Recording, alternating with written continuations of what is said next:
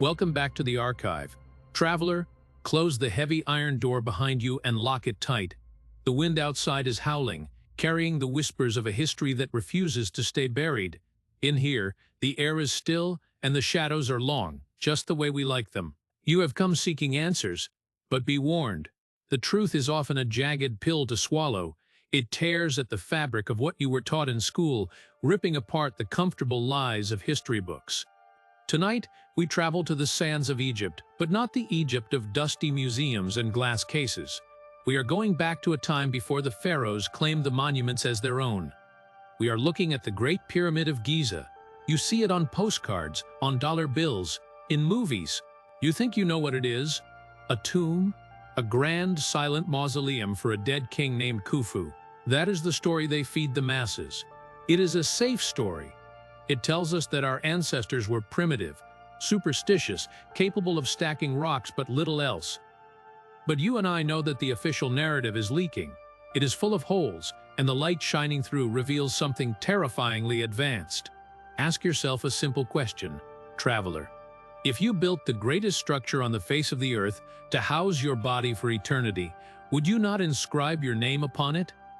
Would you not cover the walls with prayers, with art, with warnings to those who would disturb your sleep? Yet the Great Pyramid is silent. The king's chamber is stark, bare, and clinical. There are no hieroglyphs celebrating a reign. There are no murals of the afterlife. There is only red granite, cold and precise, and the mummy. The body of the great King Khufu never found the sarcophagus, or what they call a sarcophagus, is a jagged, damaged box of granite that looks more like a containment vessel than a coffin. It is too small for a human body in a gilded nest of coffins. The mainstream archaeologists, the gatekeepers of the truth, will tell you grave robbers took everything. They want you to believe that thieves stripped the pyramid so clean that not a single scrap of linen, not a single shard of pottery, not a single drop of organic material was left behind. That is convenient, isn't it? It explains away the emptiness, but it does not explain the architecture. A tomb does not require air shafts that point with laser-like precision to specific star systems. A tomb does not require acoustic properties that can induce an altered state of consciousness. We need to stop looking at the pyramid as a grave and start looking at it as a device, a piece of technology. When you strip away the assumption of death, the structure begins to speak a different language. It speaks the language of physics. It speaks the language of energy. Consider the location. The Great Pyramid sits at the exact geographical center of the Earth's landmass. Is that a coincidence of primitive builders dragging stones across the sand? Or is it a deliberate placement by a civilization that knew the planet's dimensions better than we did until the satellite age? And then there is the material. We are not talking about simple mud bricks. We are talking about limestone and granite containing high concentrations of quartz crystal. Quartz, the same material used in your watch, in your radio, in the microchips that run your world. Quartz is piezoelectric. When you put it under pressure, it generates electricity. The Great Pyramid contains tons of this crystal. It is a massive geological battery waiting for a spark. It is a mountain of potential energy, constructed with an accuracy that rivals modern optical lenses. The base of the pyramid is level to within a fraction of an inch. The alignment to true north is more accurate than the building you are sitting in right now. Why go to such absurd lengths for a dead body? You wouldn't. You only demand that level of precision when you are building a machine. We are talking about a machine that did not run on coal or oil. It ran on the heartbeat of the Earth. It harnessed seismic energy, the natural vibration of the planet, and focused it upward, a wireless tower of power that could beam energy across the land. This is not science fiction, traveler. This is lost science. Nikola Tesla understood this. He tried to replicate it with his Wardenclyffe Tower. He believed the Earth was a conductor, that energy could be free and abundant, and just like the builders of the Giza Plateau, his work was suppressed, destroyed, and forgotten. Tonight, we brush away the sand. We ignore the guided tours and the official guidebooks. We listen to the stone itself, because if you listen closely to the king's chamber, you can almost hear the hum, a low, resonant frequency that suggests the machine is not broken. It is merely in standby mode. Are you ready to turn the key? Are you ready to understand what really lies beneath the limestone casing? Because once we activate this knowledge, there is no turning it off. The hum will stay in your head forever. Descend with me now, traveler, deeper into the belly of the stone beast. We leave the blinding sunlight of the plateau and enter the suffocating darkness of the ascending passage. Can you feel the weight of millions of tons of rock pressing down on you? That is not just gravity, that is pressure. And pressure in the right hands is energy. Let us examine the evidence that the textbooks conveniently ignore. They tell you about the air shafts in the Queen's chamber, narrow tunnels carved with laser-like precision through the core of the masonry. Archaeologists say they were built to let the soul of the Queen escape to the stars. It is a poetic thought. It is also a lie.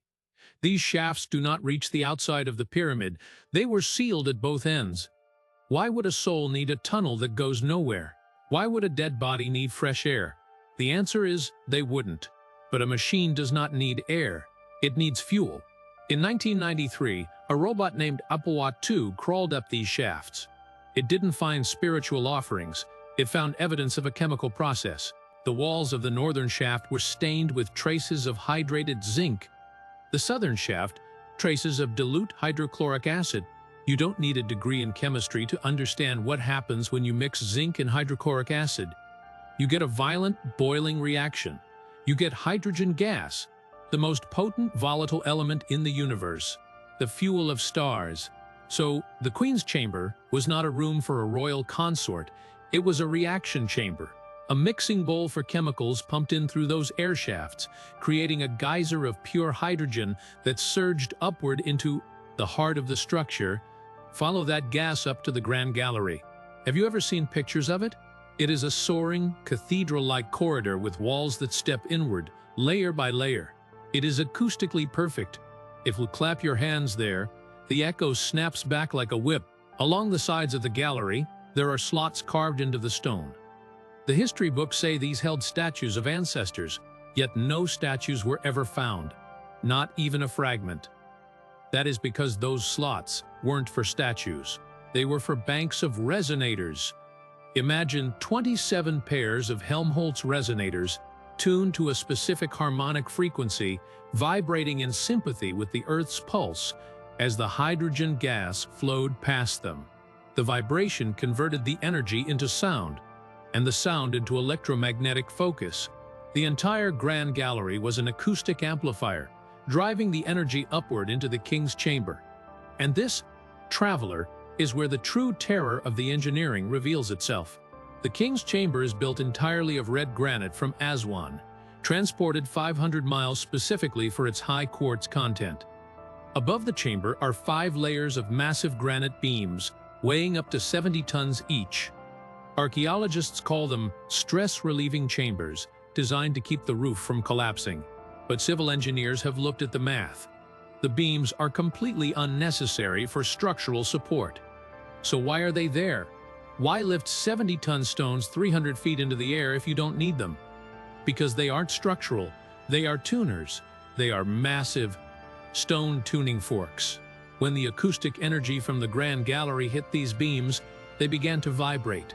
The granite, rich in quartz crystals, was squeezed and stretched by the sound waves. This is the piezoelectric effect, in action on a monumental scale. The mechanical energy of sound was transmuted into electrical energy. The king's chamber was not a bedroom for a corpse. It was the combustion chamber. It was the heart of a maser, a microwave amplification by stimulated emission of radiation, a device capable of beaming concentrated energy out of the planet's atmosphere. But a machine needs a spark. It needs a trigger to release the charge. And the granite box in the center, the sarcophagus, is the key. It is the exact dimensions to hold a specific object described in another ancient text, a text that is filled with warnings about touching holy objects lest you die. The Ark of the Covenant. Read the Bible's description of the Ark again. It is a box made of acacia wood, an insulator, and plated inside and out with pure gold. A conductor. 2 cherubim on top act as the positive and negative terminals. It wasn't a religious chest, it was a high-voltage capacitor.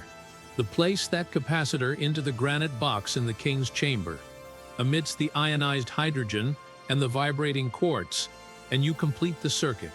You turn the key, the pyramid roars to life. The limestone casing stones on the outside, which were once smooth and polished white, acted as an insulator, keeping the massive charge contained within. The gold capstone, the Benben stone, which is now missing, acted as the antenna. For thousands of years, this machine hummed. It pulled energy from the tectonic plates, amplified it through crystal and sound, and beamed it. Where? To satellites, to ships in orbit, to a global grid of obelisks acting as receivers. We see the evidence of its function in the destruction. Look at the king's chamber today.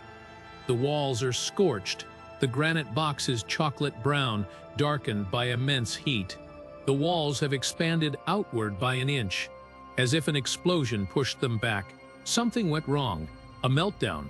An overload. The machine that powered the gods became a bomb. The ark was removed, hidden away by those who feared its power. The capstone was stolen or destroyed. The casing stones were stripped away to build Cairo. We are left with the skeleton of a titan.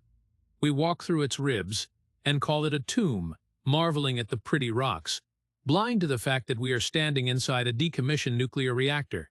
The ancients didn't just stack rocks, traveler. They mastered the song of the earth. And somewhere, hidden in the dark corners of history, the instruction manual is waiting to be found. But ask yourself, are we trusted enough to turn it back on? So, traveler, we arrive at the final, terrifying realization. If the Great Pyramid was a machine that provided free, unlimited energy to a global civilization, where are they now? Where are the builders? We look at the timeline of history, and we see a gap, a massive, silent void where a golden age should be. The mainstream scholars tell us civilization is a straight line, a slow climb from caves to skyscrapers. But the stones of Giza tell a different story. They tell us that history is a circle, and circles repeat themselves. The builders of the pyramid reached a height of technology we are only just beginning to understand. They tapped into the very nervous system of the planet, and then, in a blink of an eye, they vanished. Perhaps the machine worked too well. Perhaps the energy they harnessed was too volatile for human hands to hold. The scorching in the king's chamber, the exploded walls, the vitrified sand. These are not just signs of malfunction. They are the scars of a cataclysm. We look at the pyramid and see a wonder of the world. But maybe we should be looking at it like we look at Chernobyl, a monument to a science that grew faster than the wisdom needed to control it. A warning left in stone that says, we touched the sun and we got burned, and yet we are trying to do it again. Look at our modern world.